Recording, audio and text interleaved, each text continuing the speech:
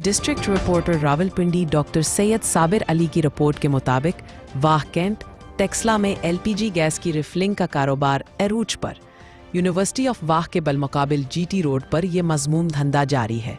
Soul defence समेत मुतल्लिका इदारों ने चुप साध ली। गाड़ियों में एलपीजी गैस भरवाई जाती है। इंतजामिया अवामी शिकायत के बावजूद तस से मस नहीं होती। अवामी हलकों की जानिब से असिस्टेंट कमिश्नर टेक्सला मारिया जावेद से अपील की गई है कि गैर कानूनी एलपीजी की कायम दुकानों पर भरपूर क्रैकडाउन किया जाए, वगरना ये किसी बड़े हादसे का मोजब बन सकता है। गाड़ियों में एलपीजी भरवाई जाती है। अवामी हलकों ने शिकायत की है कि इस कारोबार से मुंसलिक अफराद बाआसर है, इन्हें कोई पूछने वाला नहीं।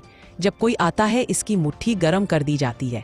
मुताद्दिद बार एक्शन हुआ मगर चंद घंटों बाद ये कारोबार फिर से शुरू हो जाता है। गुंजान आबादी में गैर कानूनी एलपीजी गैस की रिफिलिंग किसी भी वक्त बड़े हादसे का पेश खैमा साबित हो सकती है।